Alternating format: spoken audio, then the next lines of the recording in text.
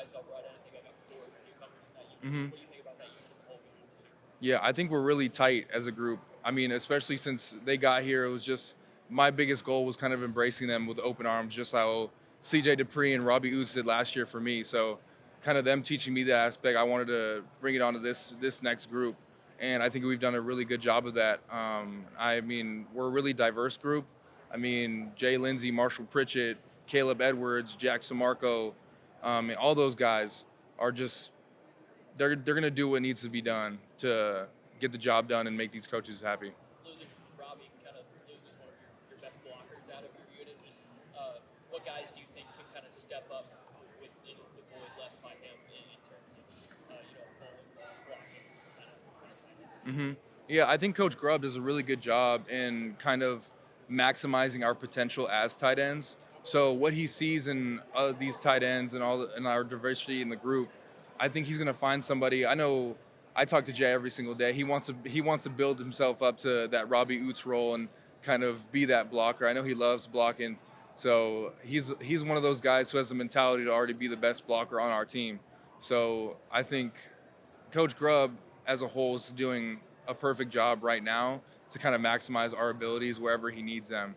So, mhm. After being behind CJ last year, and now he's gone, you're kind of stepping into that kind of primary tight end spot. Just how ready and prepared do you feel to step into that bigger role this year? Yeah, I think my mentality right now going into this is great. I'm keeping a positive attitude, trying to go into this season, working on what I need to work on, meeting with these coaches, seeing what I need to work on, looking at film, just kind of stuff like that, seeing CJ's film, seeing where he did amazing, where he fell short, where I can pick it up, stuff like that, and just kind of taking more of a leadership role. Kind of whenever I'm not in the game, I can trust these other guys to kind of pick me up and something like that. So I think going into the season, I'm pretty confident. Hmm. Appreciate you. Hmm. Thank you.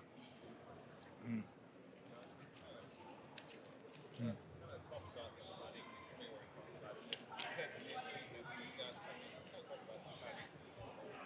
Yeah. So I think Coach Ellis did a great job kind of bringing these guys in and just kind of picking and choosing who he wanted and who he thought would fit into this tight end room. And I think a big aspect of that was finding good guys off the field as well. So not only are they good football players, but they're even greater guys outside of football and what they need to do.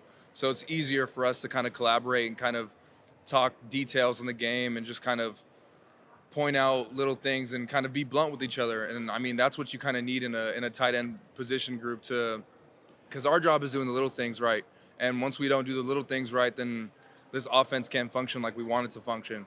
So once we kind of figured out we have a very diverse group and in our mentalities and kind of like our physicality aspect, I think there's a lot that can be done on this offense, and I think Coach Grubb does a great job kind of maximizing that potential, like I was saying earlier, just kind of in the room and kind of what we can do as an offense. Because once you have a good tight end who can really block and get downfield, it makes for an explosive offense.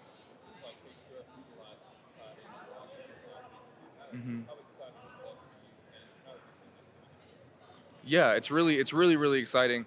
I mean, he kind of sees the importance of us like in a good offense, just kind of whatever we're doing, whatever our job is, and we may not know it in the moment just because we're building our football IQ every single day. And I'd say Coach Grubb is the ceiling for football IQ. So just kind of whenever we run plays and then we go and watch them in the position meetings after practice, and they're explaining, Coach Ellis is explaining to us like kind of why we're doing, why we're pinning down this defender and why that's getting somebody else open and why we're running this route instead of this route and why we need to help the tackle on this play but not this play and kind of stuff like that. So I think just kind of going into that is just really awesome to kind of see like everybody develop in that aspect mentally and just kind of the love of the game. Hmm.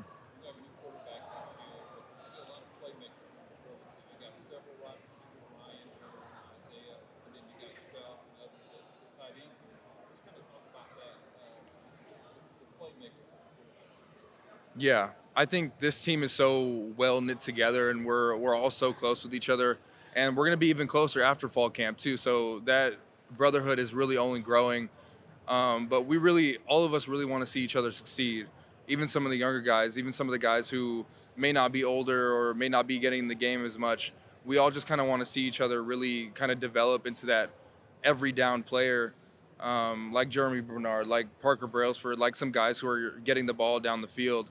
And just kind of that aspect is really what we all want to see within each other, just kind of like celebrating with each other and just kind of seeing each other succeed. Big games, little games. I mean, all the games are big, but the next one's always the most important, and that's what we're focusing on as a group who's kind of like being explosive and kind of taking the ball. I've got a curveball for you. Mhm. Who's the biggest badass on this team? Who's the biggest badass? Gosh, Who's the I guy can't. not to be messed with? Caden Proctor. Really? Come on, like that's the biggest human I've ever seen in my entire life. Like it's insane to me how well he can move with how big he is. I mean, no offense to Proctor, I'm gonna call him big, but Does he bring that's that nastiness though? Because he's absolutely. so smiling when I see him. Oh, absolutely. Yeah. And on the field, he's a completely different person. Yeah. He's just a dog on the field. He's going to do what he needs to do to get the job done and make these coaches happy, whether it be dig somebody into the dirt, throw him out of bounds, something, catch a ball downfield or something like that. He's going to do it.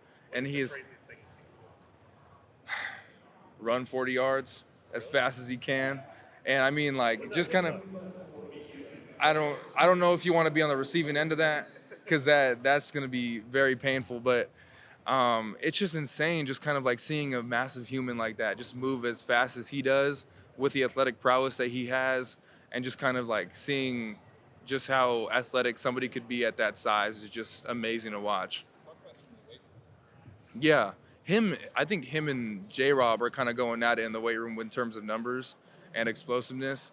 Just kind of seeing, I'm over here doing my work, getting my pump in the weight room, and all of a sudden I hear like crowding and just kind of like clapping and just kind of rowdiness on like the first rack down where all the linemen are, and it's like, sure enough, I look over there and it's J Rob squatting 900 pounds, or you know, Caden Proctor also like trying to match him and stuff like that. And it's just insane to me to see how big and strong these guys are.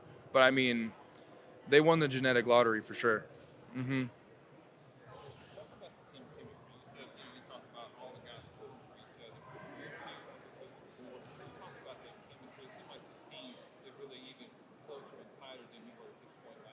Yeah, for sure. I think Coach DeBoer really emphasized that. We have a leadership council where we take some of the older guys and we kind of talk with the head coach, trying to see what the head coach wants, but also what the head coach wants from us and kind of stuff like that. And what he really wanted was a really tight culture.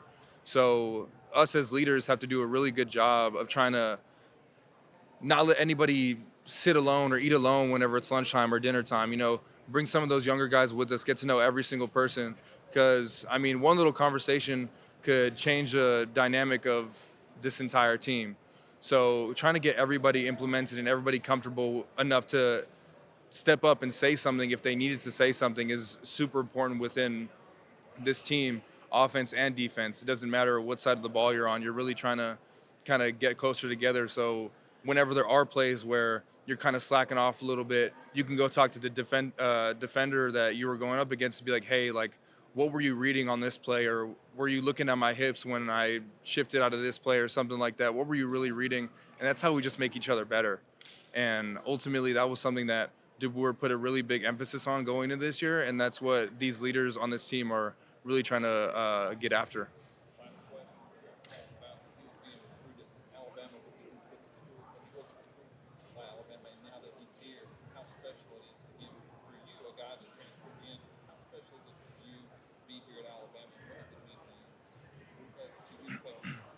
Yeah, absolutely. In all my years of playing football, I never would have thought that I'd be playing football for Alabama. I mean, West Coast guy, like I was thinking, like my dream school was USC, something on the West Coast, something like that. But I mean, once you're here, you're just kind of engulfed in the culture and just kind of what it means to wear this crimson on your chest. And seeing the legacy that some of these guys leave behind, it's something you don't want to take lightly. And it's just something that you really want to kind of keep building as you're here as you play at Alabama football. And I mean, this coaching staff harps on it every single day. Like, you want to leave this place better than you found it. So being here and having the opportunity to really step on that field and do something for this team is something you never take for granted.